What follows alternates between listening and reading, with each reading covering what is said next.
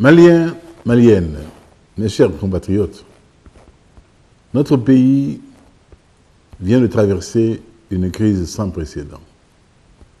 Mes pensées vont aux victimes de ces événements tragiques.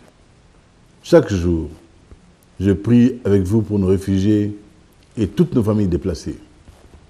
Si vous me confiez le destin de notre pays, je vous promets de mettre fin à ces souffrances.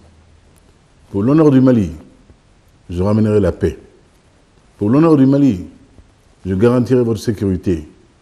Pour l'honneur du Mali, je rétablirai l'autorité de l'État. Pour l'honneur du Mali, je renouerai le dialogue entre tous les fils de notre nation.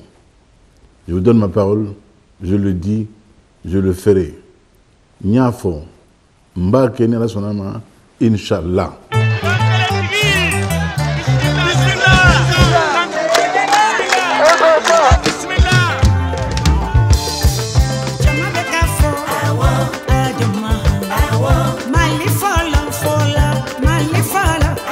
Concernant le secteur de la défense et de la sécurité, il y a 4 points importants. Le premier point, c'est quelle est la perception, quel est le statut de l'armée dans la société et comment faire en sorte que l'armée soit un élément important de l'identité nationale et que le service militaire devienne un facteur important dans la citoyenneté. La deuxième chose, c'est la soumission claire et nette de l'armée au pouvoir civil démocratiquement élu. Et troisièmement, en retour, bien sûr, il faut que l'État veille à ce que la condition militaire, c'est-à-dire à la fois les aspects non militaires de la vie des soldats et des officiers, que ce soit la famille, l'école, la santé, l'éducation, le logement, que cette condition militaire soit améliorée, soit mise à niveau et préserve leur dignité et leur épanouissement.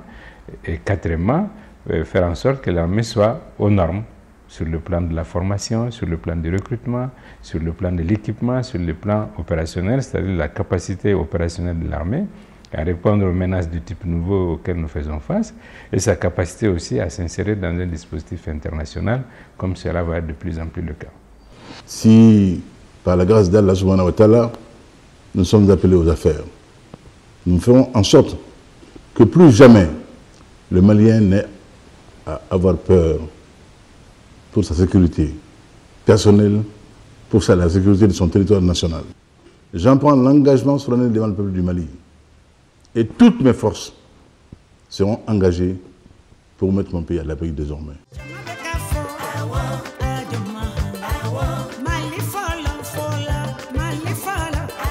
Vous interrogez l'ensemble des Maliens, des Maliennes et des Maliens.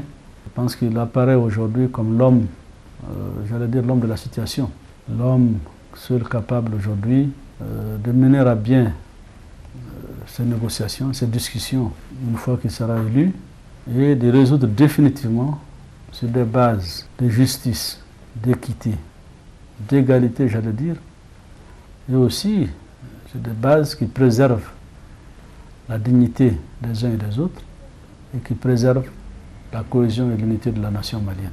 Nous aurons comme premier souci, première urgence, de faire en sorte de consolider la paix. Il y a eu un début. L'accord de Ouagadougou est réputé préliminaire et il convient donc de faire en sorte qu'il se conforte et aboutisse à un accord véritable qui garantisse la paix, mais pas une paix factice. Une paix qui consolide la fraternité malienne, qui nous refasse encore fils et frères en partage de ce pays.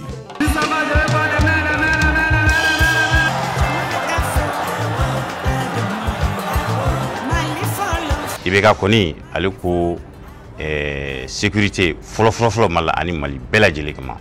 Donc voter Ibeka, ay voter Ibeka ye n'Ala sɔnna ma Mali bɛ taa ɲɛ siga yɛrɛ t'a la. Je vote pour Ibeka parce qu'il va amener la paix et la sécurité. Vive Ibeka. Ok, merci.